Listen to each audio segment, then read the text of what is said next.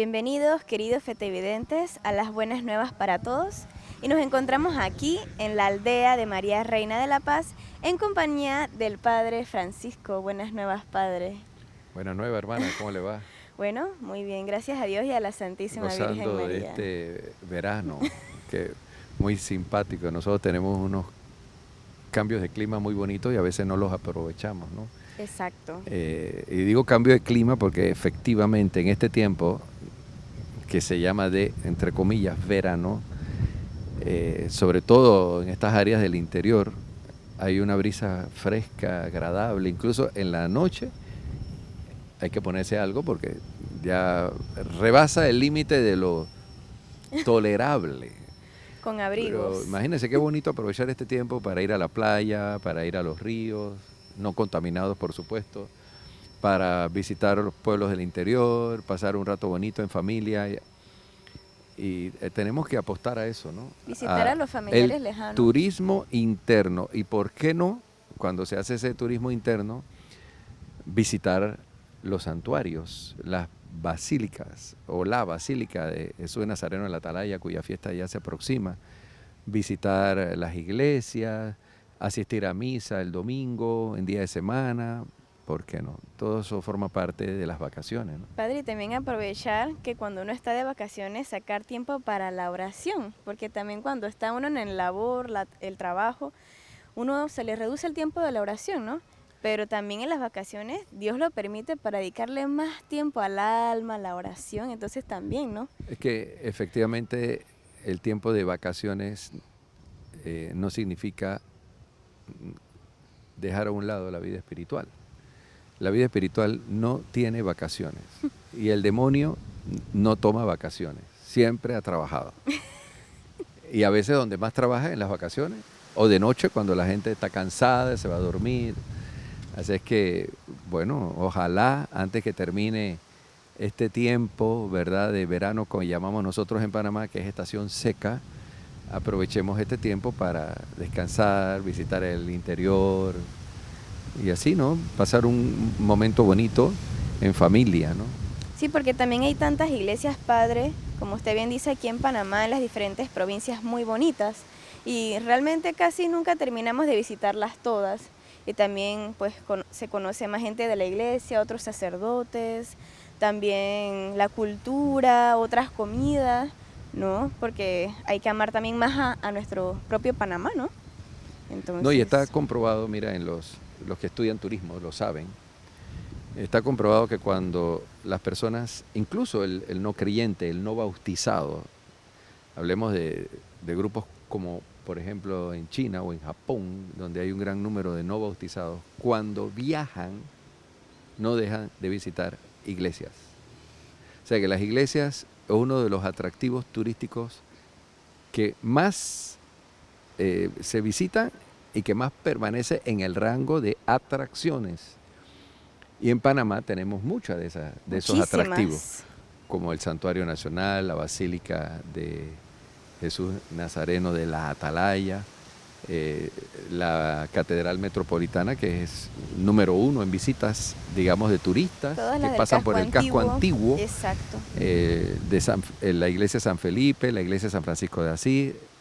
Entonces, el turista, aunque no sea creyente, aunque no sea cristiano, aunque no esté bautizado, siempre le gusta visitar templos.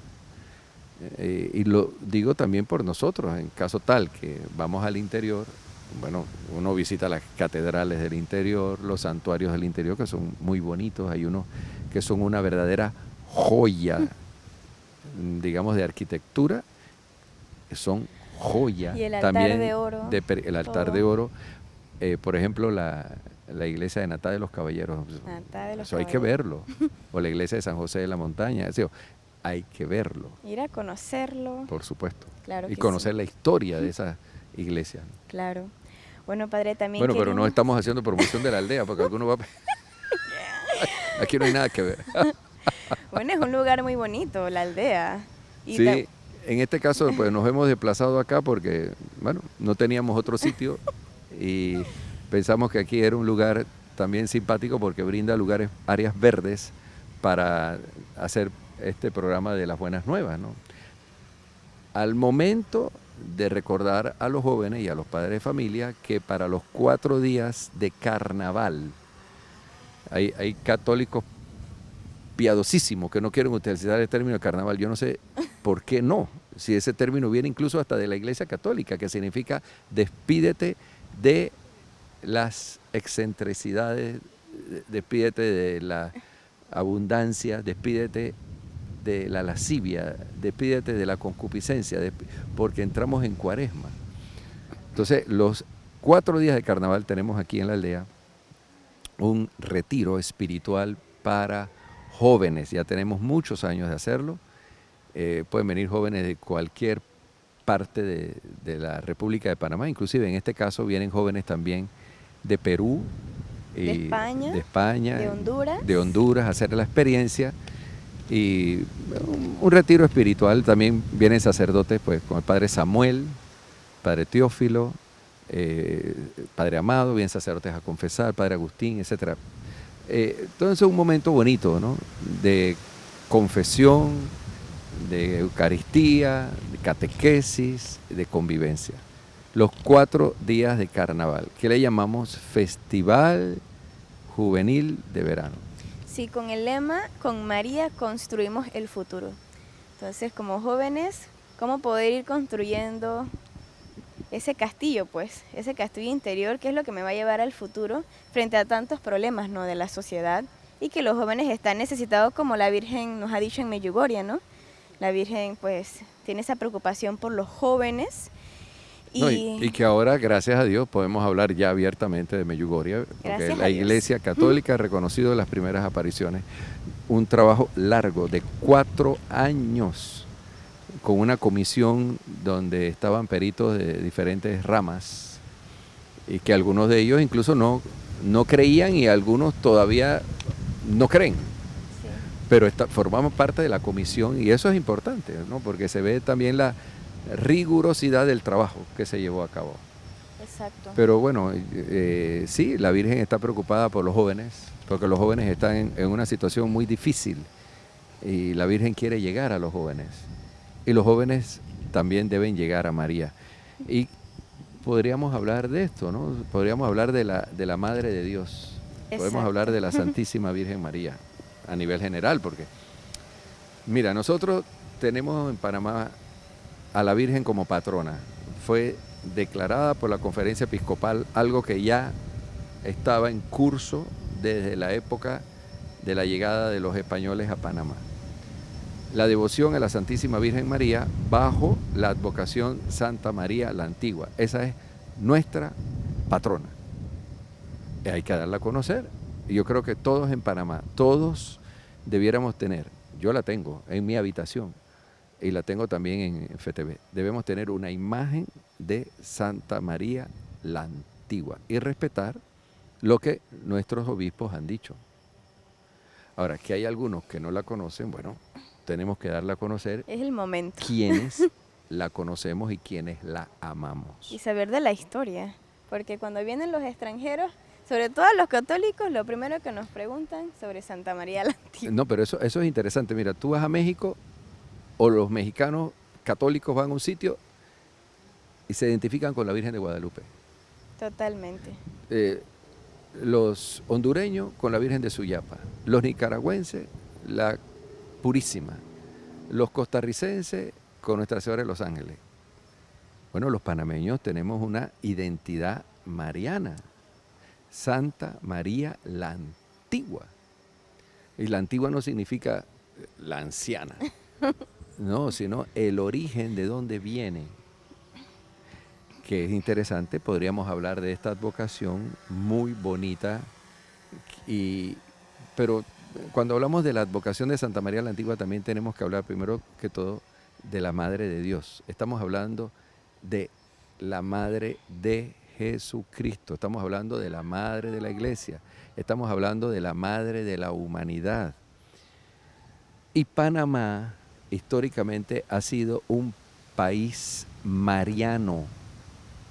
Si ahora ha crecido el evangelismo en Panamá y muchos no conocen a la Virgen, está bien, como los musulmanes, los judíos, como muchos agnósticos, pero tradicionalmente, porque predominó la Iglesia Católica en los primeros siglos de la conquista española en Panamá, predominó la devoción a la Virgen, obviamente de parte de la Iglesia Católica, como Iglesia Católica. Ahora, como hay que decirlo, el evangelismo también ha crecido mucho, bueno, es normal que haya menguado la devoción a la Santísima Virgen María, pero los católicos la conservamos y estamos contentos y estamos felices. Y yo creo que en esto los hermanos no católicos nos deben respetar. No nos deben decir a nosotros que somos idólatras, porque nosotros condenamos la idolatría, porque la idolatría es un pecado gravísimo y hay muchas formas de idolatría. La idolatría en la Biblia no solamente está ante una imagen que se le quema incienso, también la idolatría está condenada en la Biblia al dinero. Cuando una persona pone el dinero por encima de todo, también es idólatra, o el sexo. Y a las personas. Entonces, a veces, no lo digo por los pastores evangélicos porque son respetuosos, yo los quiero mucho y tengo amigos pastores, pero también hay unos por allí que dicen que son idólatras. Ven acá, y tú tienes un carro de último modelo y a ti te gusta el dinero y haces proyectos que no deben ser a tu nivel, que no son correctos. Entonces no me digas que tú no eres idólatra también. Es otro tipo de idolatría. Claro. Entonces, la idolatría, ¿verdad?, en la Biblia no es solamente dirigida hacia esos ídolos que se construían los israelitas, como el mismo Salomón, que construyó un ídolo a Moloch frente a Jerusalén. Oye, también él tenía el problema de idolatría del sexo, con la cantidad de mujeres que tenía. Demasiado, sí. Entonces, bueno, vamos a hablar de la Santísima Virgen María, Claro. nuestra madre, para presentarla, ¿no? Claro que sí. Y conocerla más. Sí, bueno, padre, vamos a un cambio y para poder seguir hablando de la Madre de Dios.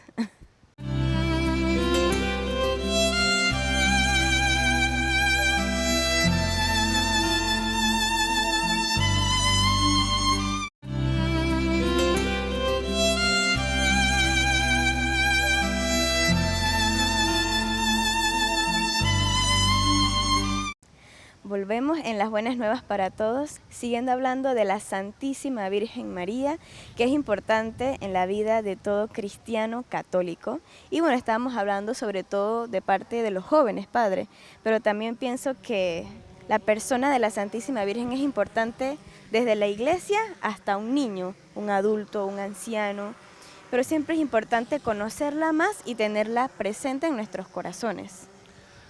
Bueno, lo primero que yo quisiera acotar, ¿no?, que esto es una devoción cristiana católica. El que no es católico, al menos que nos comprenda y no nos juzgue. La devoción en la Iglesia Católica viene desde el mismo Cristo. Tenemos reminiscencias, trazos de esa devoción en la Iglesia Católica desde el primer siglo. Después de los hechos de la pasión, muerte y resurrección de Jesús, los primeros cristianos construyeron su iglesia doméstica en los lugares que estaban referenciados con los pasos del Evangelio de Jesús. Encontramos iglesias, por ejemplo, paleocristianas en Cafarnaún, en Belén, en Jerusalén, en Tabga, en muchos sitios de Tierra Santa. En el caso de Nazaret, donde la Virgen María recibió la visita del arcángel Gabriel, allí los arqueólogos han descubierto en la base del fundamento de esa casa donde vivía la Virgen, que esa es la casa, no hay duda históricamente que esa es la casa, y ahí vivió también la Sagrada Familia de Nazaret en el área, porque hay dos iglesias, la de San José y la de la Anunciación. En esa área vivió la Sagrada Familia de Nazaret y Jesús asistía, después que la Sagrada Familia llega de Egipto, Jesús desde pequeñito, aún antes de tener uso de razón, Jesús asistía a la sinagoga de Nazaret. Bueno, ahí en esa iglesia de Nazaret de la Anunciación, se han encontrado escrituras en griego, en koiné, que era el griego que se hablaba en los primeros siglos, que era idioma generalizado. Por eso es que los 4 evangelios están escritos en la koiné, en el griego, para la amplia difusión de la palabra de Dios. Se han encontrado epígrafes donde se le pide a la Virgen su intercesión por favores especiales. Eso está allí, eso es un documento. Encontramos también himnos a la Virgen, poesías a la Virgen, en documentos de los padres de la Iglesia. Encontramos la iconografía, que eran retratos de la Virgen. Entonces, ¿dónde está la prueba histórica que en la Iglesia Católica siempre se ha venerado a la Virgen? Hombre, primero en el arte y en la literatura. Cuando decimos el arte, estamos hablando, y luego tercero, la arqueología. Cuando decimos el arte, estamos hablando de la iconografía, que es un arte 100% cristiano, no pagano, como las estatuas, que es un arte pagano, que viene de una cultura pagana, románica y griega. La iconografía fue un arte que desarrollaron los primeros cristianos porque no querían representar ni a Jesús ni a la Virgen en bulto, para que no se prestara la confusión, como Astarte, como Moloch. En el Antiguo Testamento también se utilizaban las efigies. Acá Exacto. No. Acá se desarrolla un arte cristiano con la iconografía. ¿Y quiénes se representaron? A Jesús y a María. La representación de los santos entró tardíamente. Entonces tenemos el arte, no solamente el arte iconográfico, también, por ejemplo, como citaba, poesías, encontramos también himnos a la Virgen, como el Sum Tuum Presidium, bajo tu amparo nos acogemos, Santa Madre de Dios. Eso es un tropario egipcio de finales del siglo II, principios del siglo III, redactado en Siria, en griego, donde los primeros cristianos se acogían a la Madre de Dios para que intercediera por sus necesidades. La otra fuente es la liturgia. En las fórmulas de bautismos y en las plegarias eucarísticas del siglo II siempre se invocaba a la Madre de Dios. Siempre. Hay documentos de eso bien claros, donde la fuente está en los padres de la Iglesia. Por ejemplo, la plegaria eucarística 1, que es la más antigua de las plegarias que tenemos en el misal, viene de esa época donde ya estamos hablando del siglo V, VI, donde ya existía la tradición que en el momento de la Eucaristía se invocaba a la Madre de Dios, como la liturgia bautismal también. Por ejemplo, en Roma hay una pila bautismal octagonal, y el que nos da cuenta de esto es San Hipólito Romano. Los niños y los adultos de Roma se bautizaban en esta pila bautismal octagonal que está al lado de la iglesia de San Juan de Letrán. Ahí mismo, en esas invocaciones de los santos, la primera que se invocaba al momento en que un niño iba a ser bautizado o un adulto iba a ser bautizado era la Santísima Virgen María, y se recurría a ella. También encontramos en las catacumbas pinturas de la Virgen María.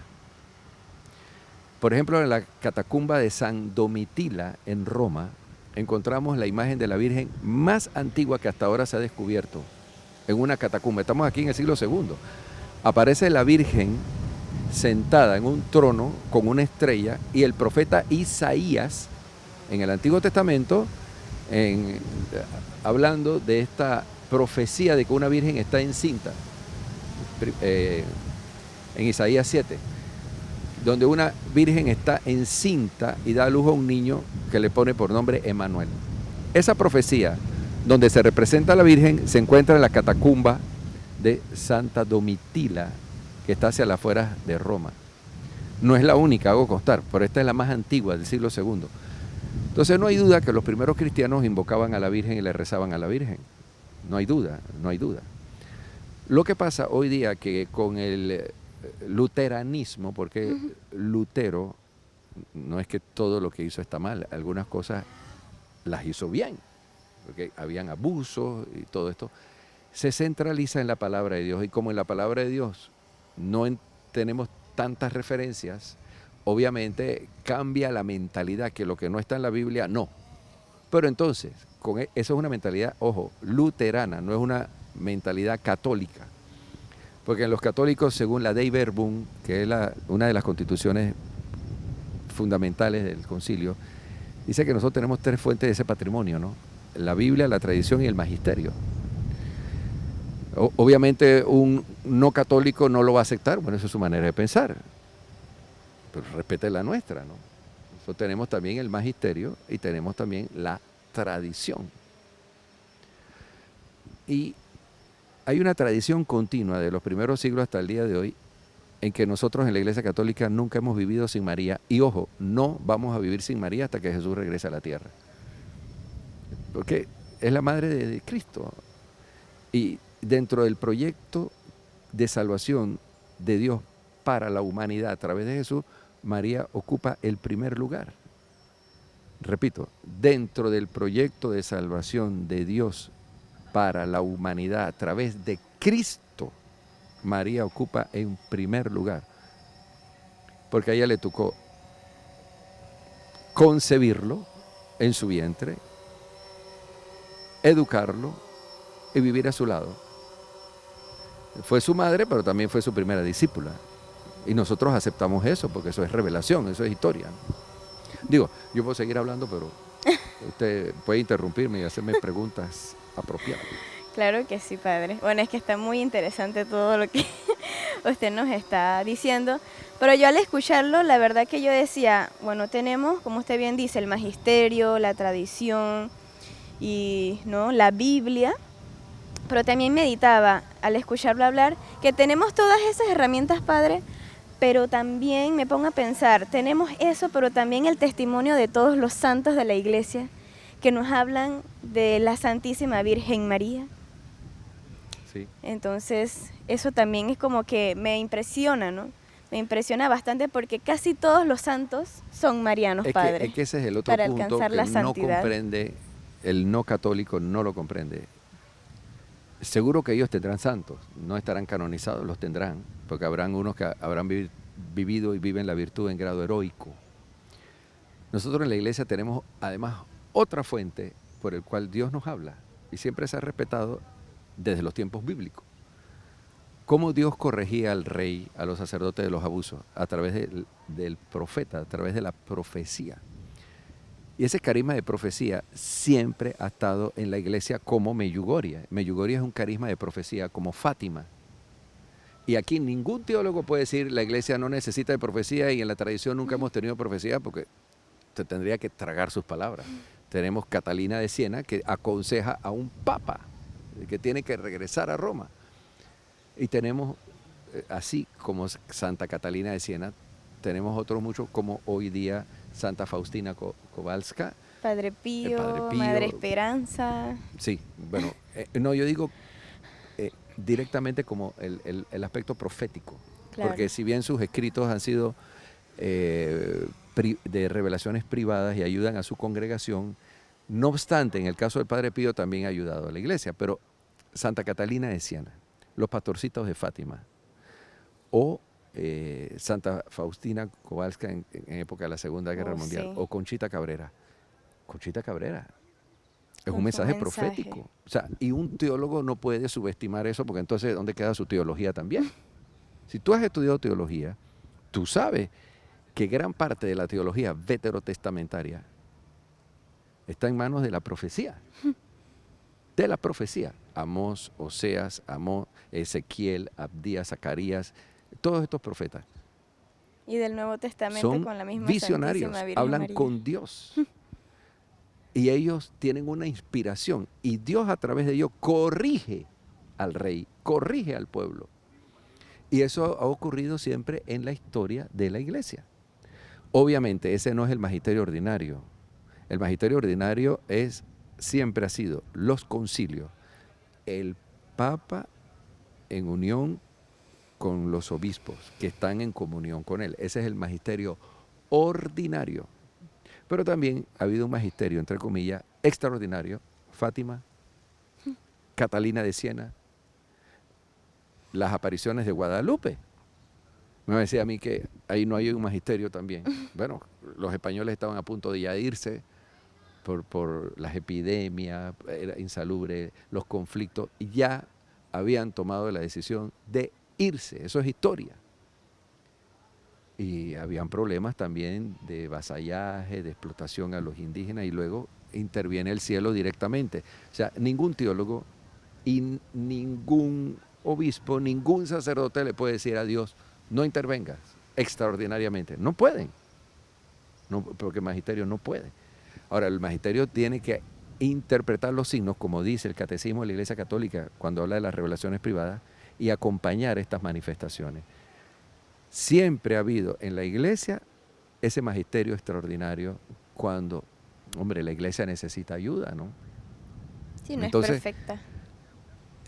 Lo digo porque cuando hablamos de la Virgen María, es así, Dios lo ha querido. Tenemos que hacer referencias a sus apariciones. Siempre. Guadalupe, Lourdes, Medalla Milagrosa, Fátima, incluso las revelaciones privadas que han tenido santos fundadores de comunidades religiosas. Tú lo decías, ¿no? Madre Esperanza, fundadora de 2 comunidades religiosas ya beatificadas, que también vio a la Virgen según su testimonio. Don Bosco. Don Bosco. Ni hablar de Don Bosco. Ni hablar de Don Bosco. Y así, digamos que ese es como un común denominador también. Entonces, el católico también debe nutrirse, digamos, de todo este patrimonio que nosotros tenemos, que es el mayor patrimonio que existe en la historia del cristianismo, está en posesión de la Iglesia Católica en cuanto a doctrina. Primero porque venimos desde Cristo, y las otras iglesias son más recientes, primero. Segundo, porque tenemos concilios, sínodos, tenemos catecismo, tenemos código de derecho canónico, tenemos la liturgia, o sea, tenemos la vida de los santos, los escritos de los santos. Mira todo lo que escribió Santo Tomás de Aquino, o sea, esas obras voluminosas, o San Agustín. Y el católico ya no puede quejarse, ¿no? Es el que más elementos tiene para creer y defender su fe. Y el que a veces menos estudia. Y los testimonios de hoy en día, ¿no? De que la Virgen todavía nos sigue acompañando. No es una Virgen que está lejos, sino que está cerca del pueblo de Dios. Y los milagros también, que la Virgen siempre nos quiere ayudar, ¿no? Entonces, por supuesto, la compañía de la Santísima Virgen siempre está y estará. Amén. Bueno, Padre, hemos llegado al final del programa. Así que bueno, esperemos que con este programa aumente también el amor y la devoción a la Santísima Virgen María. Que Dios lo bendiga.